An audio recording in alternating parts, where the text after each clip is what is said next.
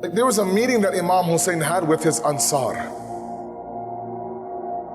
the night before Ashura, that famous moment where he was, telling them to go.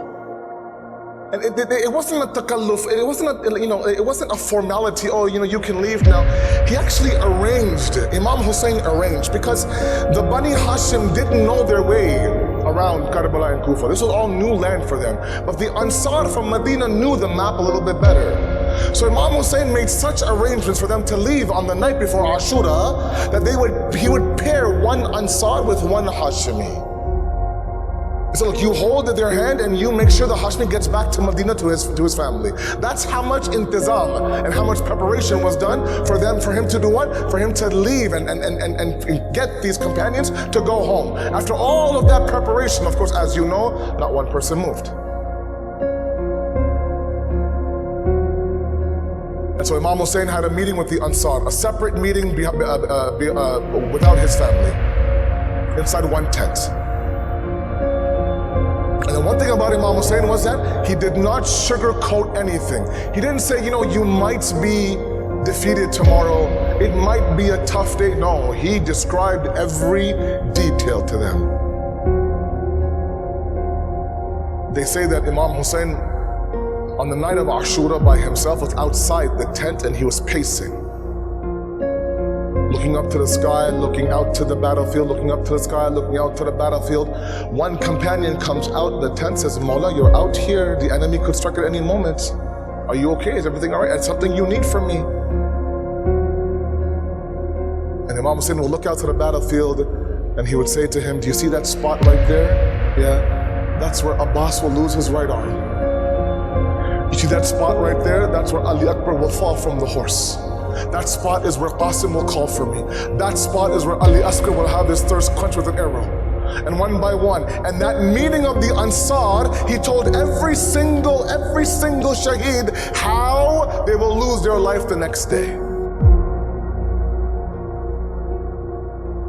This will happen to you, and you will be. And he actually showed the battlefield to them that Fulan, you come here, you'll be here. This will happen to you. Spears and rocks and arrows. When the meeting was over, there was a sound of a cry from the corner of the tents. And Imam Hussain says, can you bring me the person who is crying and why is he upset? And someone says that, Mawla, it's the yatim of Imam Hassan who's crying.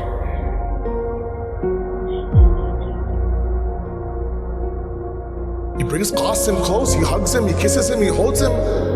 He says, Qasim, you're crying, is everything okay? What's happening? He says, Chacha, you had a meeting with the Ansar. You told every single person, you brought them forward, you showed them the battlefield, what will happen to them. You gave them every single one instructions, one by one. And I waited, but I didn't hear my name. You never called me forward. He says, Qasim, this is a meeting of the Ansar. What are you doing here? He said, somebody told me that you will describe to the Shuhada of tomorrow how they become shaheed. I stuck into the meeting. I wanted to hear about me, but I didn't hear. I waited, but nothing happened. And that's when Imam Hussain, with tears in his eyes, begins to hug Qasim. Qasim says, he says to Qasim that you are actually asking for maut and death, Qasim? You're doing tamanna of maut? He says, yes, I want to sacrifice my life. And that's when Imam Hussain asked him very famously, how do you see death, Qasim? Qasim was 13 years old. Ahla min al-asal, it's sweeter than honey, Mawla. It's sweeter than honey, Mawla. What is written in our books more than the actual battle of Qasim was the preparation of Qasim to go into the battlefield.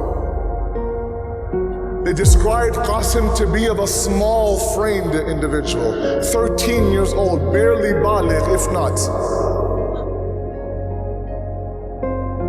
And when one after one, they would give their life, Qasim was finally ready to go into the battlefield. What was the custom of Imam Hussain is that he would say to Abbas, Abbas, you prepare the shahada for the battlefield, I'll bring the bodies back from the battlefield. Abul Fazl Abbas did his best